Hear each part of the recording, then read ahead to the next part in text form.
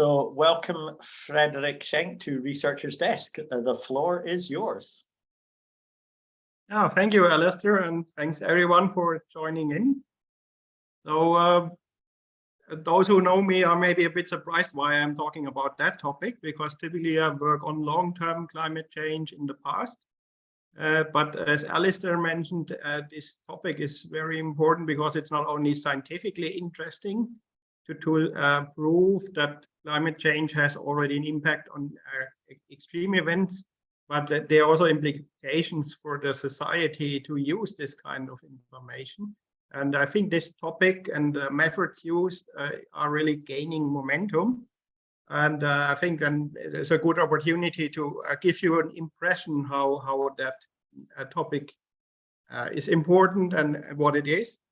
So the presentation will have a bit more text than I typically have, and that's mainly because the topic is a bit, well, it's not boring, but it's very technical.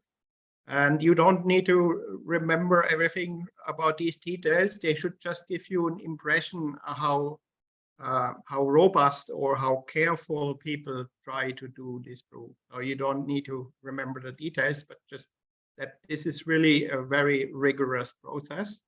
And as part of that process, often the outcome is also inconclusive because the methods are quite unbiased. So the statistical methods which are used at some point, they just tell you, sorry, your data is not good enough, your time series is not long enough, or the change is not clear enough given the data. So often actually you think that extreme events are quite extreme and they have to be caused by climate change, but it's not always easy to prove that. And we'll talk about that a bit more. I need to change my slide. Hope that works. Yes. So in a way, if you work on long time scales, the question if global warming has an impact on weather and extreme events is quite strange. Because if you see this time series, which covers the last, someone has the mic on. Oh, switched off. Okay, so if you see this time series here, the global mean temperatures for the last 21,000 years, you see that coming out of the ice age in green on the left side, we go into the warm period, the Holocene, in the bluish color, and then there's a slight warming trend towards today. And then in the present, you have this extremely abrupt warming, which catapults us out of the range of the Holocene. And this figure is already quite old. So here, that was in the year when it was 0.8 degrees warming. Now we have already 1.2 degrees warming. So the question, does this warming affect our weather, is quite obvious somehow. But the question is, how do you prove that? And the problem is also, you see here, this long-term cooling trend, which we change to a warming trend. So if we try to say in station data somewhere in the world, is there a significant trend in some kind of weather variable like storminess, precipitation? Then it could be that there's no increase, but also no decrease, but it doesn't mean the climate didn't change. Because based on this long-term cooling trend, a lot of variables would actually continue the cooling. So if they didn't cool, it means that there's a relative warming already included. So you basically need to take that into account, that there's a change which is very rapid, but there would be changes happening anyway. And statistics is basically used to figure out if indeed there is a change in the thing you want to know. So from a long-term perspective, on paleoclimate, where I mostly work on, climate change in recent decades, century, is extremely obvious. So it's almost annoying to be forced to prove that, but you have to do that because, for example, if you say something in the court that certain damage is caused by global warming, then you need to be able to prove that and not only claim that. And here you see an example for the reconstruction of European summer temperatures based on mainly tree rings, but also observations back to 1500. And you see here the deviation from the long-term mean of 1970 to 1990. So basically a deviation from the most recent climate. And then you see that a large part of the last centuries were much colder, and part of them were warmer than 0. But on the very right side, you see this highlighted 5 events. And these are the heat waves in 2007, 6, 2002, 2008, 2003. And this plot is from 2011. So you would need to add 2015, 18, 19, 22, and so on. So you see that these events are moving far outside to what we consider to be normal. And the question is now, how unnormal is that? So we can define how often would we get such an event if it would be randomly occurring. And that's a way to test then how often would it occur without warming and how often would it occur with warming. And that's a way to quantify these changes.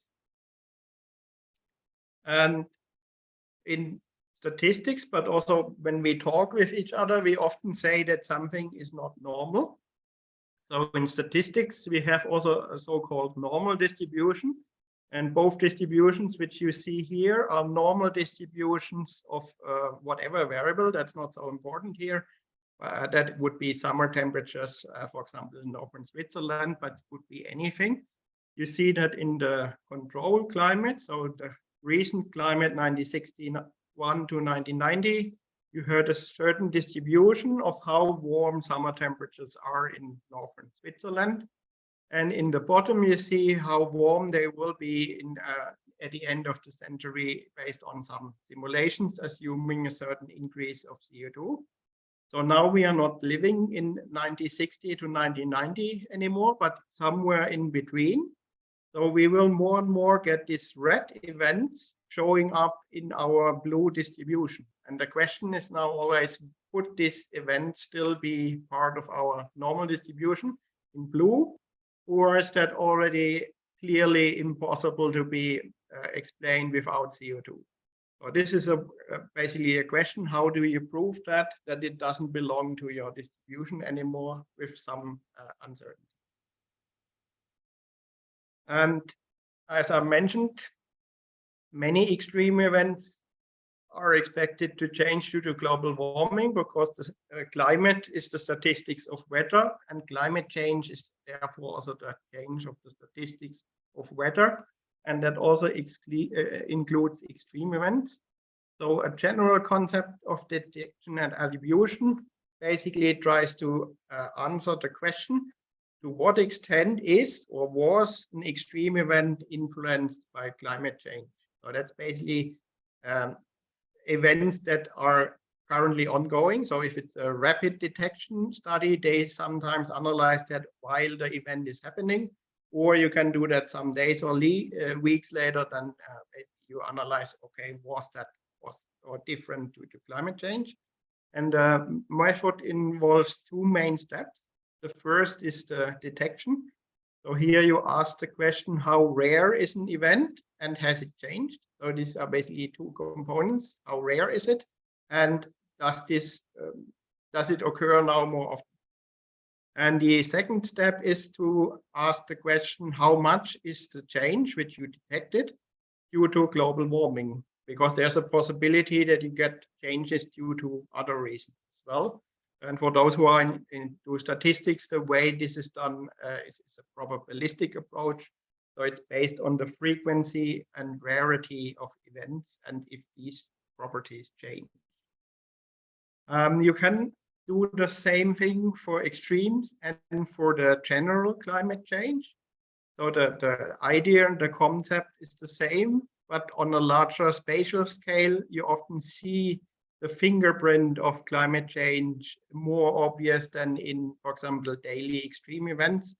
That has to do with that extreme events are generally more rare than mean values around the mean. And the other thing is that often the data which we have based on observations does not always have long data going back which cover daily data or extremes. So the questions are basically similar, but the methods which you can answer are, which you need to use are a bit different. And the idea about this detection attribution is, I think, came up maybe around 2000, maybe even earlier, but it really gained momentum, I think, around 2010, around that time. And the idea for climate change first was that, okay, we want to detect if there is a change in observation that cannot be explained by internal variability. So what we mean with internal variability is basically noise. So there are ups and downs in weather, which does not mean that there's a change, but over short periods, these random changes can lead to a change. So we need to use statistics to rule out that the change which we detect is not explained by noise. This is step one. And when you have done that, then you need to explain what is causing that change. And which factors. So what we think about is typically the warming is caused by CO2. But for example, we have also aerosols on volcanic eruptions. So you need to take them also into account to explain which changes are caused by what and how much does each factor change the signal. So for example, 10, 20 years ago, often the result was that at least 1/3 of the warming trend is explained by CO2. And I think meanwhile, it's much higher value.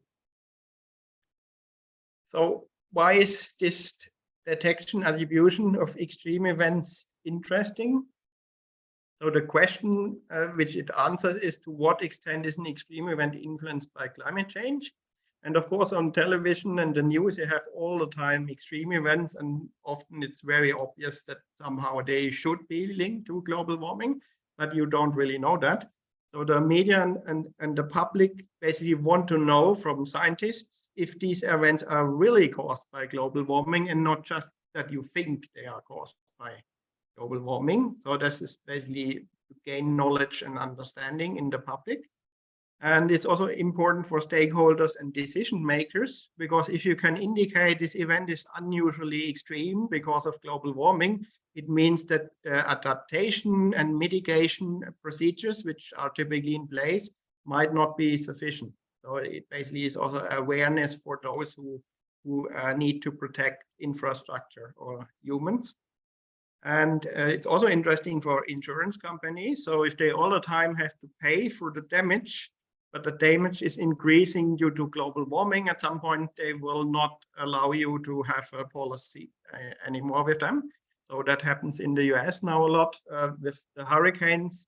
A lot of insurance companies refuse now to give you an insurance for your building because they understand that these extreme events are stronger than usual, so they will need to pay more than usual. And at some point that doesn't pay off. And maybe not so well known is that this topic is, of course, important for lawsuits, because if you can prove that an extreme event was more extreme because of global warming, at some point you can ask who's actually responsible for that additional global warming and who is going to pay for the additional damage. And this is already partly done with mixed success. Sometimes you win, sometimes you lose, but I think this topic is really gaining momentum. And even if there are no extreme event happening now, you can prove based on extreme events in other regions that if your government doesn't do anything, the damage will also increase in your country. So basically you can also at some point go to the court and say, you are not active, you need to do something to prevent damage. And I don't know the details about Aurora, but that's an initiative of young people who sue the Swedish government to basically do more about climate policy and restrictions. Alistair might know more about that, but this is an ongoing process, so I will not talk about details here. But that's also the reason why I looked so much into the topic, to somehow see, okay, what can we do scientifically to support a legal case? And of course, it's interesting for scientists, but I will not talk about that today much, but it's important to see if we detect climate events and see there's a change due to CO2, is that change the one which we expect? So we can check if our climate models, for example, over or underestimate extreme events when we compare with observations.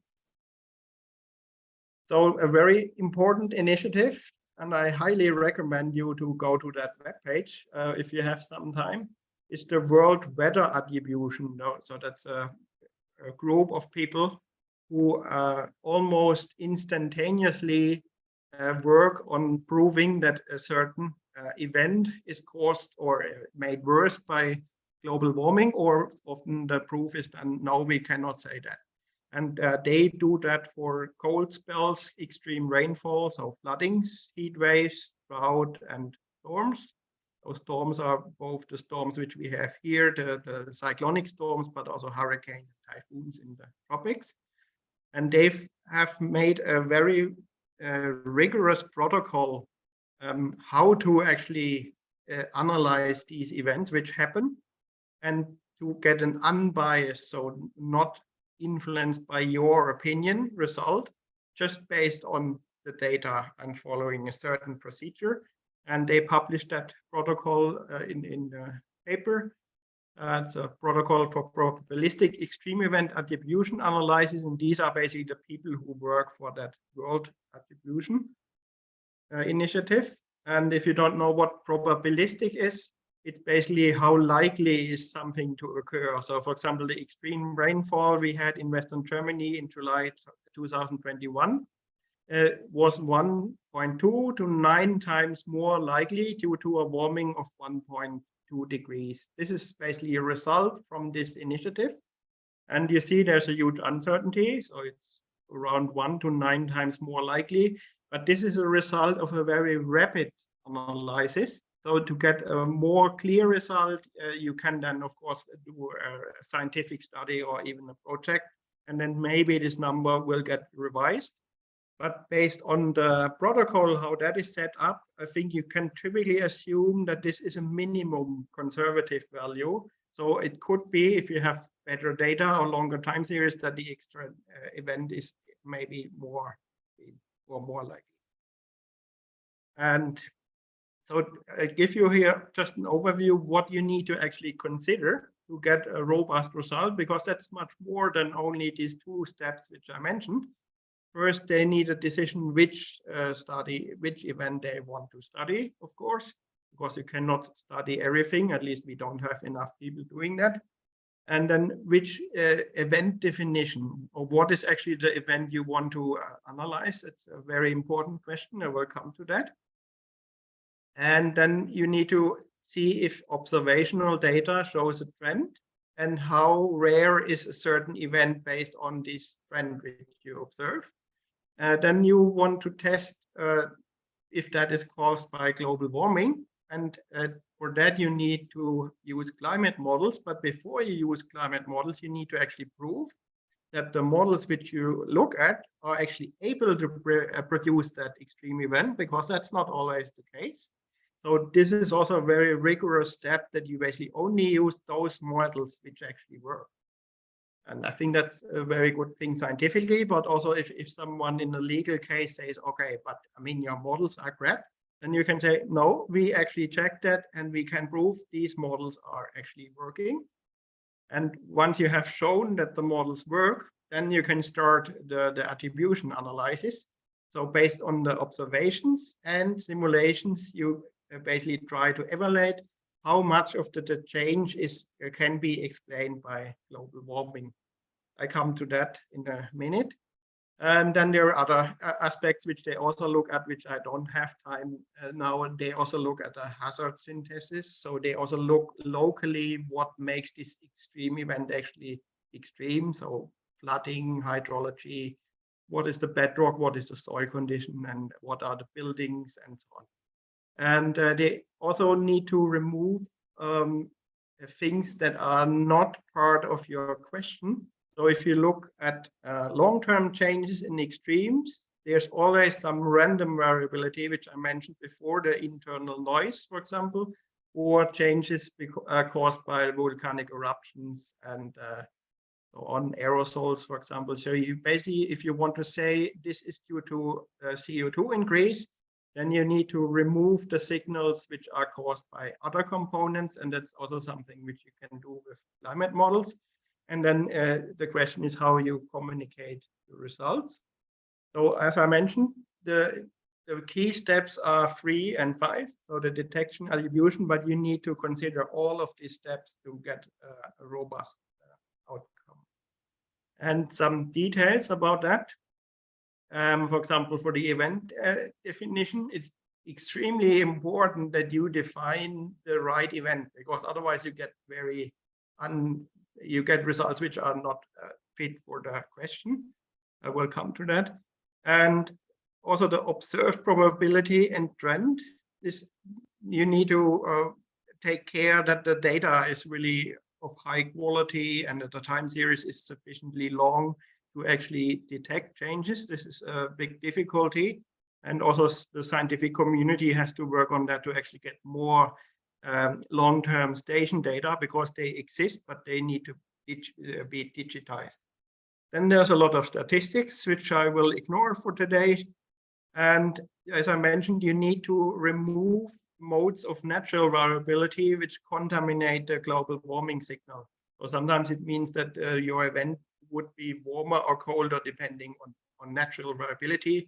Then you would remove that, and what remains is the change due to warming. That's actually a big research topic also in paleoclimate, because the question is often what is actually natural variability and how does natural variability mix with forced variability. That's not so easy, and that's something we study, for example, at the Olin Center. And then you have the model evaluation, which is crucial to kick out those models which don't work. As an example, if you have a time series that has in the model that has too high variability, then it's very likely to get an extreme event, but it doesn't mean that it fits with the observation. So you would not use that. And the same is for low variability. So if the variability is very off from observations, you have to remove it, because otherwise the probabilities are unrealistic. So yeah, a lot of these details, but we are only at step 5. So now the modeling part starts, and that's quite a lot of work, and you need a lot of simulation, because you need 2 different types of simulations. One are the fixed forcing ones. So these are control simulations of a stable climate in the past, for example, in the pre-industrial. So these are called often counterfactual world without anthropogenic emission. So you basically continue the climate simulation from 1850 without increasing CO2. And then you get basically an estimate of how extreme events would be without a warming.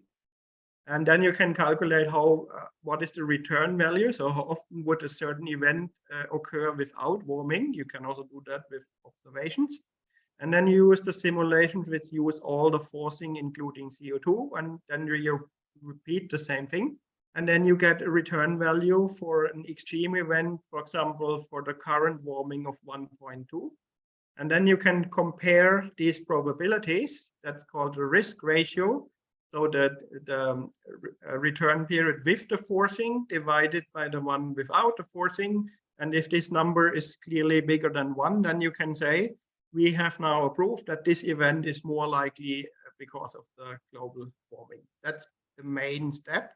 But you basically need to take into account all the observational uncertainties and model uncertainties and the natural variability. And so the final step is very simple, but you need to do a lot of work before. And then you basically communicate these results. And the outcome as part of the communication also is you can have 4 results about this risk ratio. One is the event is more likely, one is less likely. Then it's possible that there's no change. And what happens often is that it's inconclusive because your data does not allow to make conclusions. And then important is also the language. How do you actually communicate the results? And I find that very important, because you ruin everything of your work if you don't tell the people really what the result is. So, and they did also studies how to best communicate the result.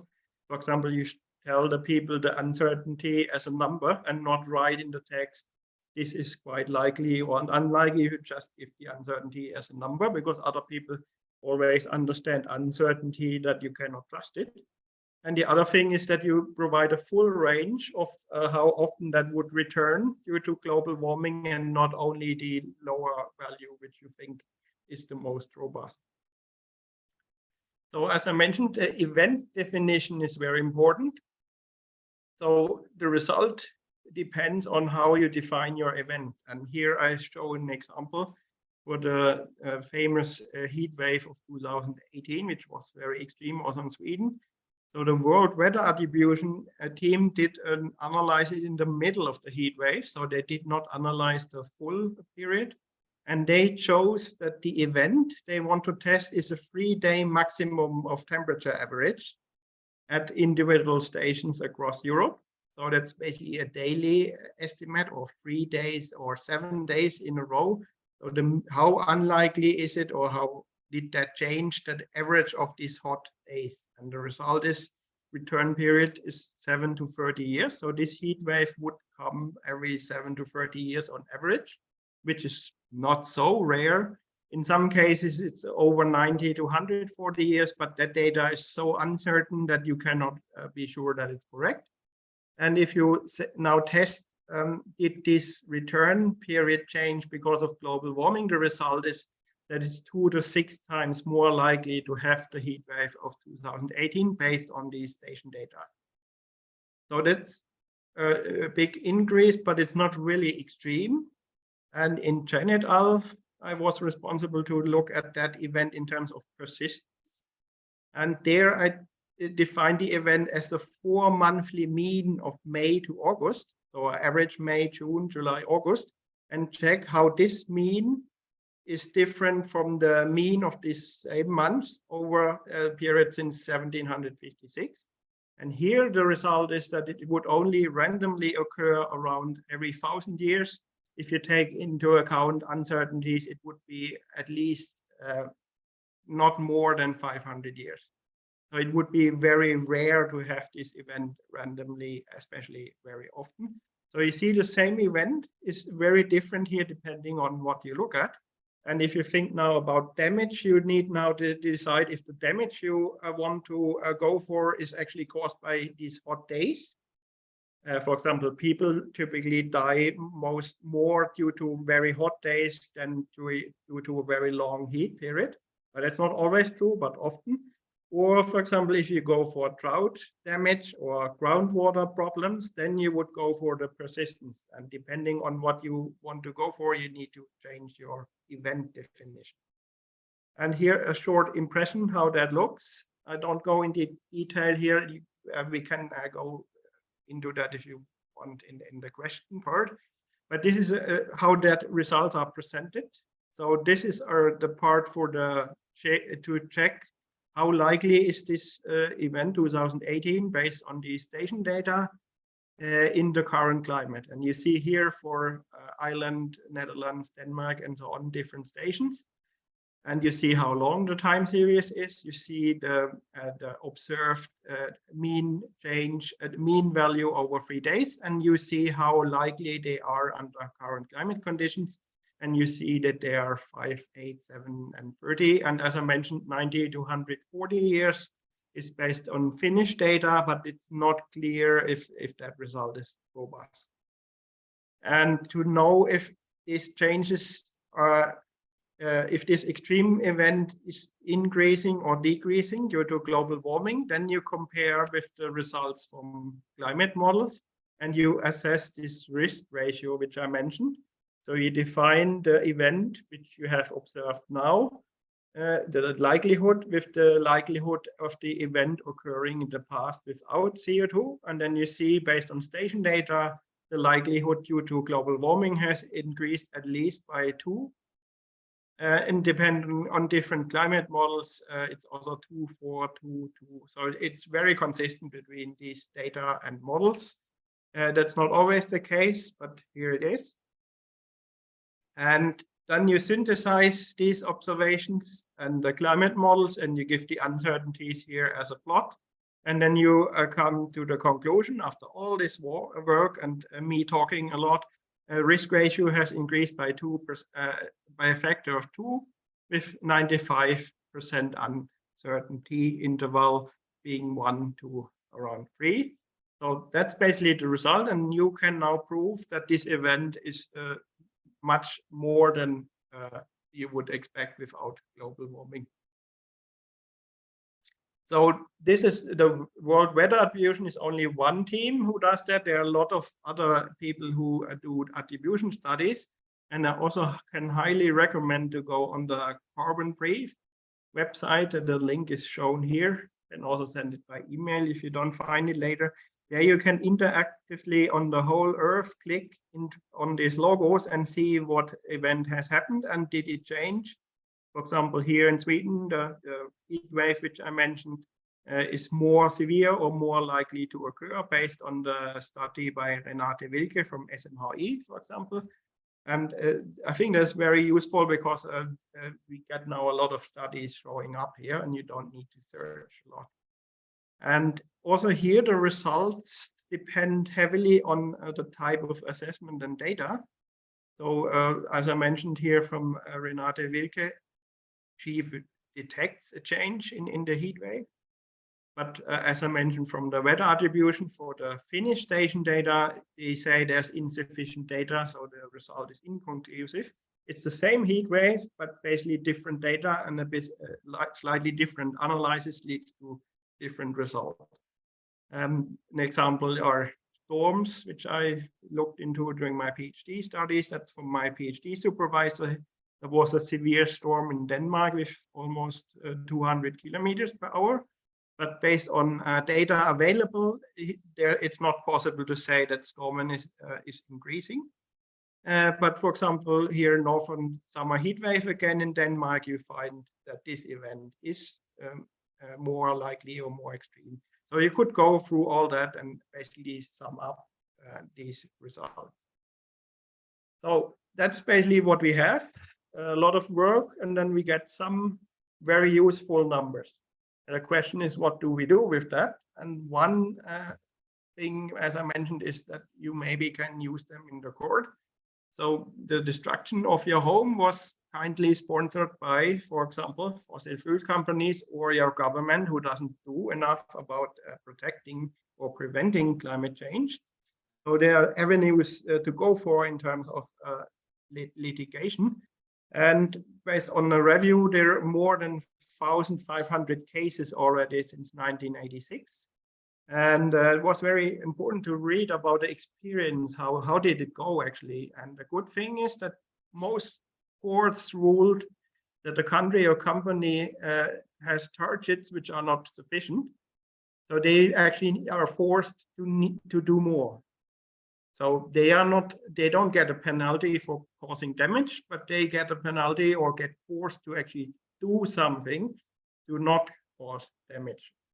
So that's a good thing. It seems that is quite successful. Not so good is that if you really go for this damage relationship, there's a lack of studies which you can use, but I think there are also lack of communication between scientists and lawyers, for example.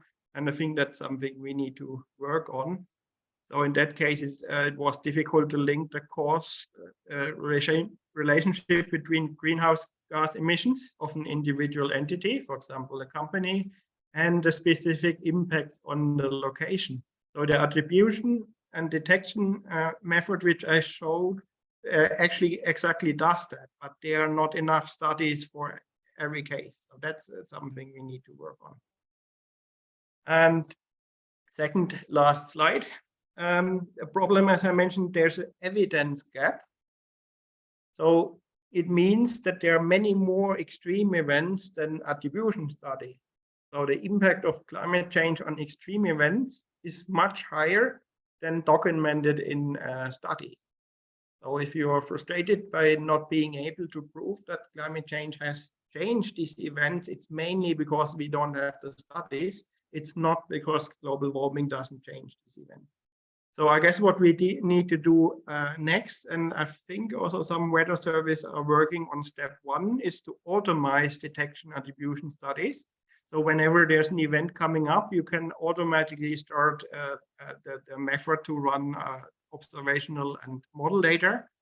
And we need to better communicate the results. So basically that other lawyers and so on actually know, okay, I can use this data and this is what it means.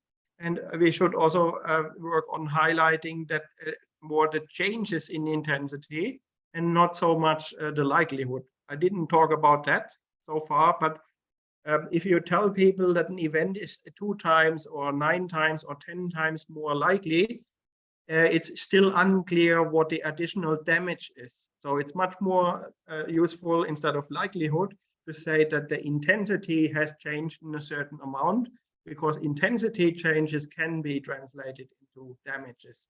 So that's something we also need to work on. But statistically, you can go basically from likelihood to intensity, because the calculation includes both information. And that's a bit my opinion about the whole thing. So maybe other people disagree. But I think courts are quite good in ruling that someone is not following certain rules, because they can check the rules, they can check what you do, and then say, no, that's not adding up. But the problem is if these rules don't exist.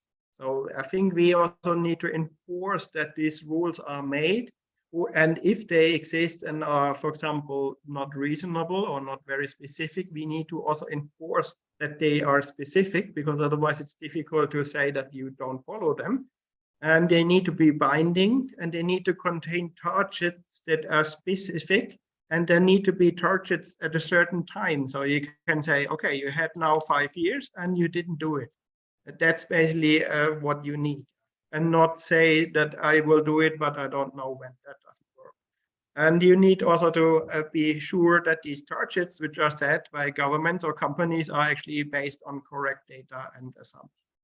And solutions to that is, I think, that we need to enforce that these rules are set, and the targets need to be also fair and just and consistent with, for example, the Paris Agreement. And the rules need to be modified if they're unfair. So if you say, I will reach the Paris Agreement, but most of that I will maybe do in 10, 20 years, that's very unfair, because then those generations in 20 years have to do everything, have to pay everything. And I think this is also something which you can go for in a legal case. It worked in Germany, because here the Constitutional Court said, what you are doing now and in the next years is unfair for the future generation. So you need to do more now. And I think that's what we need. And detection attribution studies can help to enforce this action by providing this solid information. And my vision for the future, and that's also the end for the talk today, is that so far we have mainly bottom-up approach in legal cases of the brave and vulnerable. So children, teenager, parents, citizens, farmers, they seek legal help to sue countries and big companies. So basically there needs to be a bottom-up movement, which is more difficult. You need to also get lawyers and you need to get money. But I think based on this very solid scientific evidence which you can provide, that global warming leads to damage, I think it will be a business model in the future. So I think that big international law firms will sue countries and companies just to make profit, because they sue them for damage, and part of that money will give them profit. And I think they can set an end to this business. So you basically don't remove capitalism, or you don't change everything to in a fundamental way. You just use the same system which destroy our event, which is often to make profit, to use this against the company. And I think detection attribution studies are a way which can help there. And in the end, basically science and this method might make them pay. And this is everything from my side. These references I leave here mainly for the YouTube video, so people could check some of the references later. And that's it from my side. And then I'm happy to have questions and discussions. Thank you. Thank you, Frederik, for a really interesting talk about a super important topic. And thank you for concluding with your vision.